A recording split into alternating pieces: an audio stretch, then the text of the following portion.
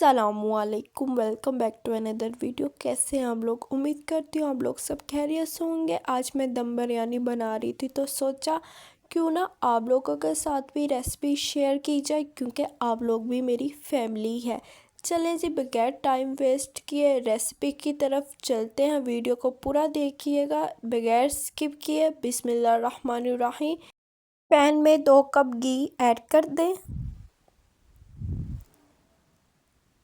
इसके बाद आग जला दें। ये आग उनके लिए जो मुझे देख के फजूल में अपना आप जलाते रहते हैं। मेरा कुछ नहीं जाएगा, आपका ही नुकसान होगा। आप घी भी इस्तेमाल कर सकते हैं, ऑयल भी इस्तेमाल कर सकते हैं। इस टाइम मेरे पास ऑयल नहीं था, सो इसलिए मैंने घी इस्तेमाल किया। देन 4 लार्ज साइज़ के मैंने प्याज लिए, इनको स्लाइसिस में कट कर लिया है। इसके बाद घी मेल्ट हो चुका था, सो मैंने ऐड कर दिया। आपने भी बिल्कुल ऐसे करना है। अगर आप ऑयल इस्तेमाल कर रहे हैं या घी इस्तेमाल कर रहे हैं, जब वो गर्म होगा तभी आपने प्याज को ऐड करना, उससे पहले प्याज को ऐड नहीं करना। ठीक है जी। तब तक प्याज को फ्राई करते जाना है जब तक प्याज का कलर चेंज नहीं हो जाता। चम्मच की मदद से इसको हिलाते रहें ताकि ये अच्छे से फ्राई हो जाए। तकरीबन प्याज का कलर चेंज हो चुका है। अभी थोड़े से वाइट वाइट प्याज नज़र आ रहे हैं, इनको भी अच्छे से फ्राई कर लें ताकि इनका कलर भी चेंज हो जाए। देखें जी, प्याज का कलर भी चेंज हो गया और प्याज अच्छे से फ्राई भी हो गया। अब इसको स्टेनलेस स्टील के साथ बाहर निकालने। ठीक है जी। ऑलमोस्ट सबके घर में ऐसा स्टेनलेस स्टील होता है। कोशिश किया करें ऑयली चीज़ों के लिए स्टेनलेस स्टील इस्तेमाल करें, इससे आपका ऑयल बिल्कुल ड्राई हो जाता है। ठीक है जी। इसके बाद चिकन को मैरिनेट करना है। चिकन को मैरिनेट करने से पहले चिकन को अच्छे से वॉश कर लें, और जो मैंने चिकन लिया उसकी मिकदार 2500 ग्राम है। और साथ जो आपके इंग्रेडिएंट्स नज़र आ रहे हैं बारी बारी मैं आपको बताती जाऊंगी कि ये कितनी मिकदार में इस्तेमाल करने हैं। ठीक है जी, आगे बढ़ते हैं। 2 टेबलस्पून धनिया पाउडर,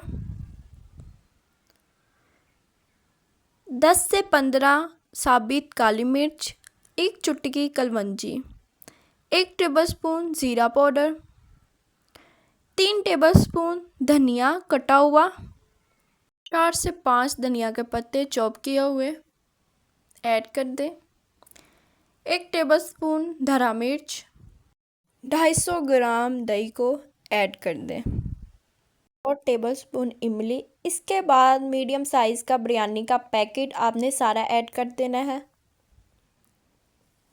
हस्बे ज़रूरत नमक,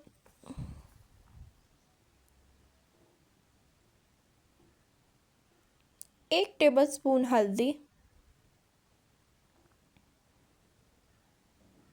1 टेबलस्पून लाल मिर्च, टेबलस्पून लेमन जूस, 1 टेबलस्पून गरम मसाला।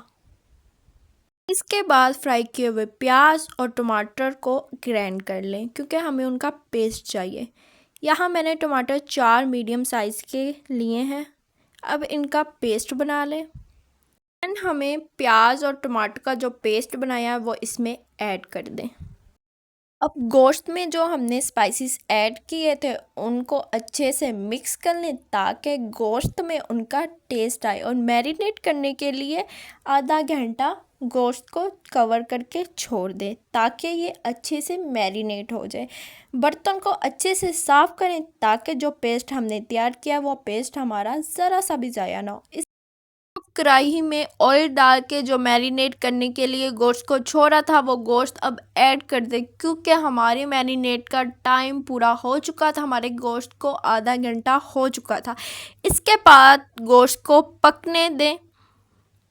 गोश्त को टेंडर होने तक गोश्त को अच्छे से पकाएं। ये टेंडर इसलिए हो जाएगा विदाउट पानी डाले, क्योंकि हमने इसको आधा घंटा मैरिनेट करके छोड़ा था। जब मैरिनेट करके गोश्त को रख देते हैं तो गोश्त बिल्कुल नरम हो जाता है। गोश्त नरम हो जाता है तो टेंडर होने में इतना टाइम नहीं लगाता, ये बहुत जल्दी टेंडर हो जाता है। अगर आप मेरी वीडियो देख के इंजॉय कर रहे हैं तो मेरी वीडियो को लाइक, शेयर और कमेंट ज़रूर करिएगा। चलें जी, हमारा ऑलमोस्ट तैयार है। चिकन को हमने सिर्फ 80% पकाना है, क्योंकि दम में ये बाद में 20% पक जाएगा। उसके बाद मैंने 6 गिलास पानी रख दिया बॉईल होने के लिए। 2 स्पून घी के ऐड कर दें, कुछ खड़े मसाले ऐड कर दें,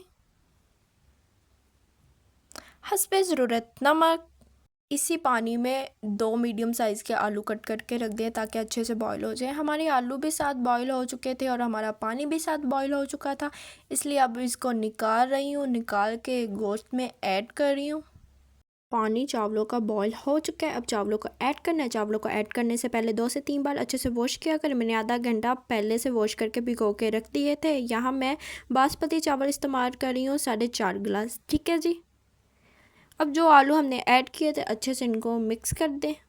परसेंट हमारे चावल बॉईल हो चुके हैं, जो 30% रह गए हैं वो दम में बॉईल हो जाएंगे। दम बिरयानी के लिए सबसे पहले चावलों की तह लगाएं। सबसे पहले चावल रखें, उसके बाद जो मसाला हमने तैयार किया था उसकी तह लगाएं। इसके बाद फिर चावलों की तह लगाएं।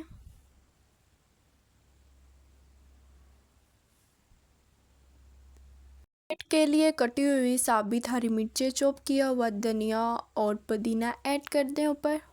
देन बिरयानी मसाले को ऐड कर दें थोड़ा सा डेकोरेट के लिए। मैंने सारा पैकेट नहीं डाला था, मैं हमेशा थोड़ा सा रख लेती हूँ डेकोरेट के लिए, फिर मैं देन ऐड करती हूँ। ठीक है जी, आप भी ये ज़रूर करिएगा ट्राई, बहुत ज़्यादा इसका टेस्ट आता है।